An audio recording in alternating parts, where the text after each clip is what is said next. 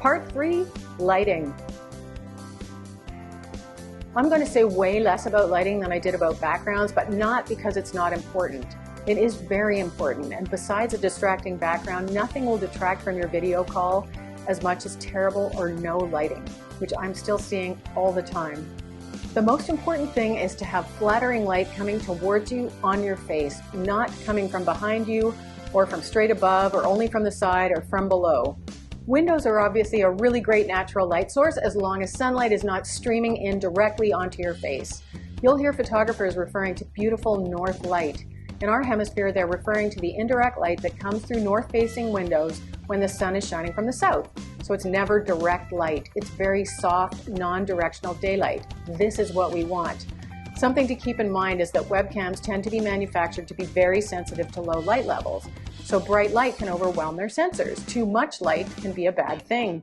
If you sit really close to your window light source, you may find yourself looking overexposed, too bright and washed out.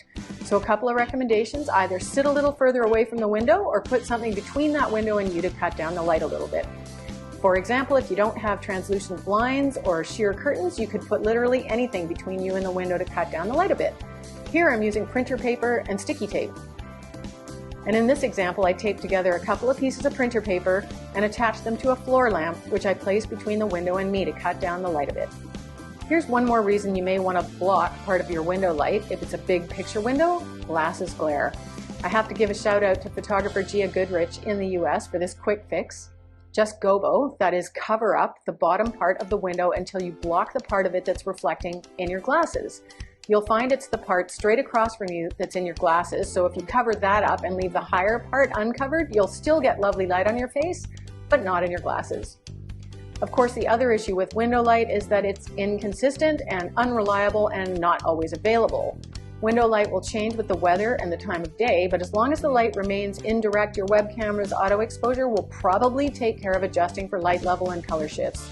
If the sun tends to swing around and become direct at some point, you may want to take that into account and set up somewhere else so you don't have to limit meetings to a certain portion of the day.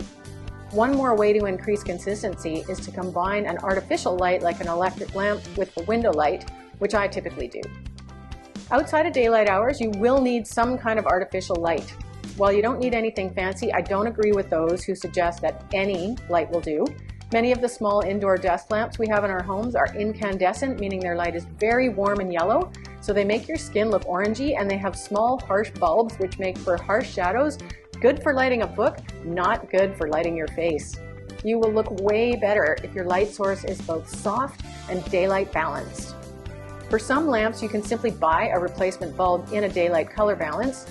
There are so many lights available online purporting to be for video calls and streaming, from super cheap models to high-end ones meant for serious video production. Most people are probably going to want the cheapest option that does a decent job.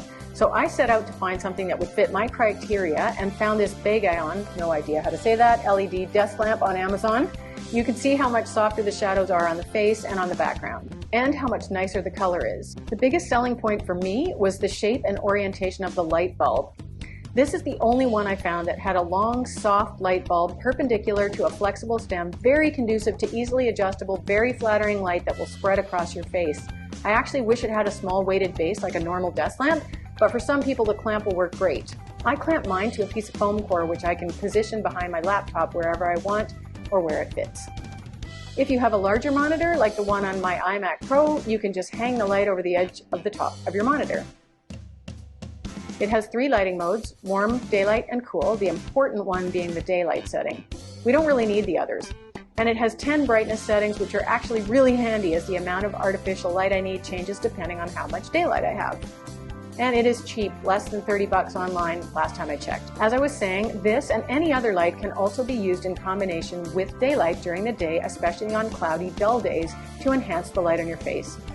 Another newer but more expensive option would be the LumaCube. The advantage of this light being that you need no desktop space at all for it if you buy the suction mount option. You just attach it to your laptop or monitor.